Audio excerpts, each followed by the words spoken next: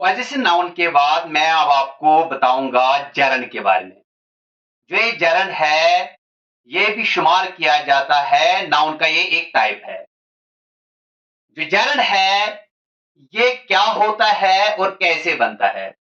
जरन actually verb होता है। ये फॉर्म में वर्ब होता है, वर्ब इन फॉर्म। और इसकी जो फंक्शन है, ये एज नाउन काम करता है। एज ए नाउन काम करता है। जो जरन है, so it is a verb in form and functions as a noun. जो जरन है, इसके टाइप्स है। जरन को हम कभी एज सब्जेक्ट यूज करते हैं, जरन को कभी हम एज ऑब्जेक्ट यूज करते हैं, जरन को कभी हम एज सब्जेक्ट कॉम्प्लीमेंट यूज करते हैं, या जरन को हम कभी as object of preposition use करते हैं। यहां पे मैंने बोर्ड पे लिख के रखा है कि जरन कैसे बनता है और ये एक्ट करता है किस तरह से। As a subject, as an object, as a subject complement and as an object of preposition। देखो, gerund it is a verb in form that functions as a noun। types of gerund, यहां पे मैंने कुछ sentences दिए हैं। यही sentence को use करके मैं आपको समझाऊंगा कि gerund को किस तरह से आप आइडेंटिफाई करोगे। और gerund के बारे में मैं आपको फुल इंफॉर्मेशन दूंगा। यहां पे मैंने लिखा है स्मोकिंग कॉजेस कैंसर। स्मोकिंग यहां पे जरन है। दूसरे सेंटेंस में ही हेट्स डांसिंग, जो डांसिंग है ये एक जरन है। यहां पे मैंने लिखा है माय हॉबी इज गार्डनिंग। जो गार्डनिंग है ये एज जरन, ये एज सब्जेक्ट कॉम्प्लीमेंट काम करता है। We are fond of singing, यहां पे जरन है सिंगिंग। जो मैंने एनसर्कल किए हैं रेड कलर से, ये है जरंड। अब ये सब्जेक्ट क्या होता है, ऑब्जेक्ट क्या होता है, सब्जेक्ट कॉम्प्लीमेंट क्या होता है, ऑब्जेक्ट ऑफ प्रपोजिशन क्या होता है। सबसे पहले आपको इन चीजों के बारे में जानना जरूरी है। अगर हमें किसी सेंटेंस में सब्जेक्ट को ढूंढना है, इसके लिए मैंने एक डिटेल्ड लेक्चर बनाया है सब्जेक्ट एंड प्रेडिकेट का। जो सब्जेक्ट एंड प्रेडिकेट है, इसके बारे में मैंने कंप्लीट इंफॉर्मेशन दी है, बहुत अच्छी तरह से एक्सप्लेन किया है। अगर हमें सब्जेक्ट ढूंढना है पर्टिकुलरली अफर्मेटिव सेंटेंस में या पॉजिटिव सेंटेंस में या negative sentence rather declarative sentence में, तो हमें क्या देखना है, हमें वर्ब को देखना है पहले। वर्ब किसी भी फॉर्म में हो, चाहे ये वर्ब लेक्सिकल वर्ब हो, चाहे ये ऑक्सिलरी वर्ब हो।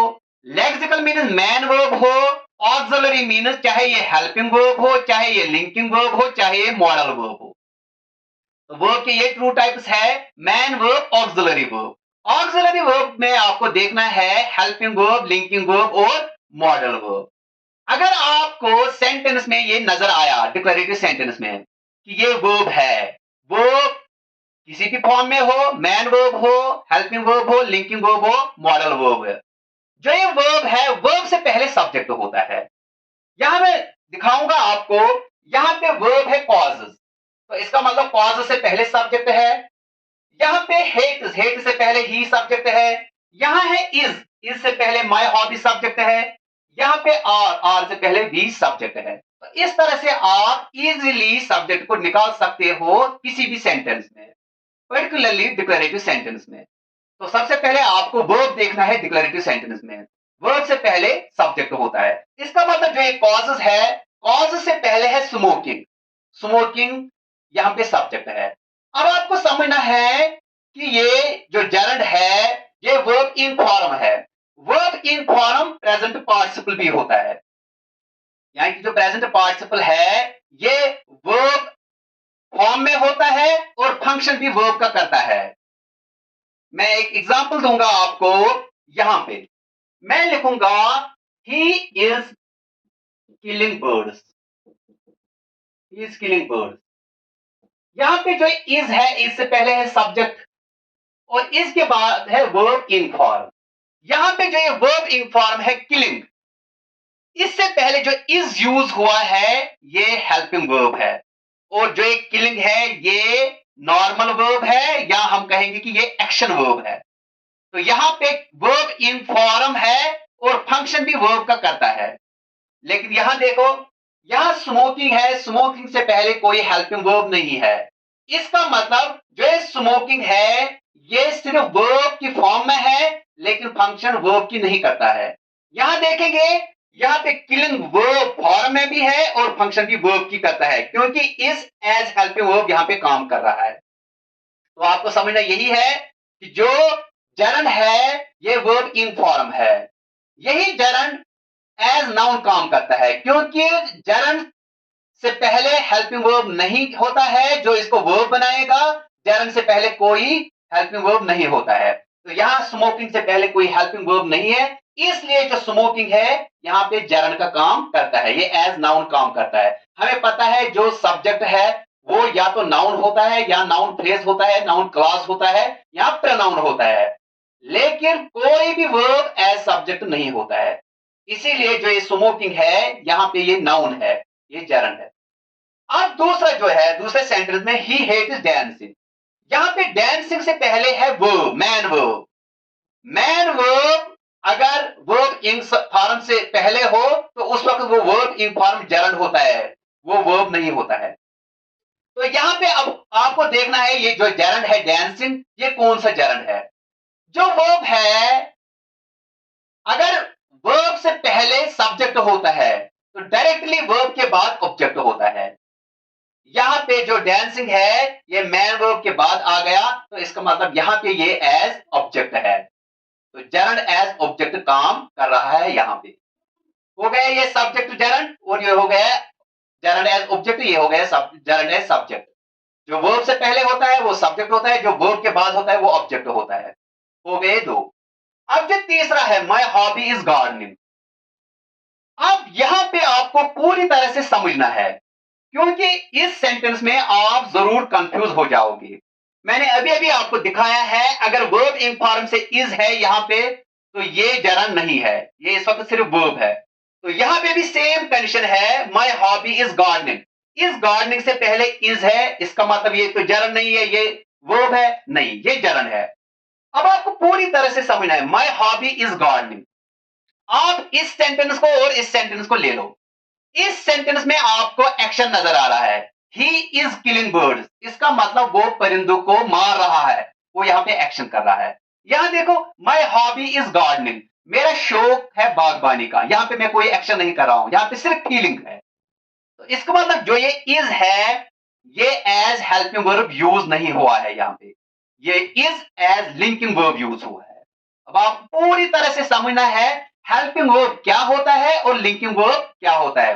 हेल्पिंग वर्ब जो है इसके बाद वर्ब इन फॉर्म होगा और वो इन फॉर्म एक्शन होगा, क्योंकि जो नॉर्मल वर्ब्स होते हैं, एक्शन वर्ब्स होते हैं, जो प्रेजेंट कंटिन्यूअस या किसी भी कंटिन्यूअस में यूज होते हैं, उस वक्त वो एक्शन वर्ब्स होते हैं, वो नॉन एक्शन वर्ब्स नहीं होते हैं। नॉन एक्शन वर्ब है नीड, आप कभी भी नीड को नीडेड नहीं बना सकते हो। नीड स्टेटिव वर्ब है, वो एक्शन वर्ब नहीं है। नीड स्टेटिव वर्ब है, वो नॉन एक्शन वर्ब है। जो किल है वो एक्शन वर्ब है और साथ साथ में डायनेमिक वर्ब है। तो इसीलिए किलिंग से पहले इज है, गार्डनिंग से पहले इज है, इस चीज को आपको समझना जरूरी है। अब आपको पूरी तरह से समझना है कि ये हेल्पिंग वर्ब कब होता है, लिंकिंग वर्ब कब होता है। सेम है, जो हेल्पिंग वर्ब इज एम और वाज वो है, इन्हें हम बी वर्ब्स भी कहते हैं। यही इज एम और वाज वो कभी लिंकिंग वर्ब्स भी होते हैं। लिंकिंग वर्ब ये तब होते हैं जब इनके आगे एक्शन वर्ब नहीं होगा या कोई भी वर्ब नहीं होगा। ये हेल्पिंग वर्ब तब होंगे जब इनके आगे वर्ब इन फॉर्म होगा।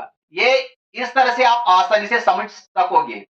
जो इज एम आर वाज वो है, इनके बाद अगर वर्ब इन फॉर्म आया तो वो इस वक्त हेल्पिंग वर्ब्स हो गए। अगर इज एम आर वाज वो के बाद वर्ब इन फॉर्म और वो verb in form action verb नहीं होगा, उस वक्त ये लिंकिंग वर्ब है। तो इसका मतलब जो माय हॉबी ये एज सब्जेक्ट काम कर रहा है, इज इस वक्त लिंकिंग वर्ब है। जब सब्जेक्ट के बाद लिंकिंग वर्ब आएगा फिर जरन आएगा, तो जरन को हम कहेंगे ये सब्जेक्ट कंप्लीमेंट है, ये सब्जेक्ट को कंप्लीट करता है। अब लास्ट में we are fond of singing, यहां पे अगर हम सिंगिंग देखेंगे, सिंगिंग एक जर्न है क्योंकि सिंगिंग से पहले कोई हेल्पिंग वर्ब नहीं है। सिंगिंग से पहले ऑफ आ गया। ये ऑफ है, इसे हम कहते हैं एज प्रपोजिशन। तो जर्न से पहले जब प्रपोजिशन आता है वो बनाता है ऑब्जेक्ट ऑफ प्रपोजिशन। क्योंकि ऑफ सिंगिंग अगर हम देखेंगे ये वर्ब के बाद आ गया। जब वर्ब के बाद आ गया ये ऑब्जेक्ट आ गया, तो यहां पे जो ऑब्जेक्ट सिंगिंग है, सिंगिंग से पहले प्रपोजिशन आ गया, तो प्रपोजिशन ने इसको बनाया है ऑब्जेक्ट ऑफ प्रपोजिशन। तो यहाँ पे जर्न एज सब्जेक्ट काम कर रहा है, यहाँ पे एज ऑब्जेक्ट काम कर रहा है, यहाँ पे सब्जेक्ट कंप्लीमेंट काम कर रहा है, तो यहाँ पे एज ऑब्जेक्ट ऑफ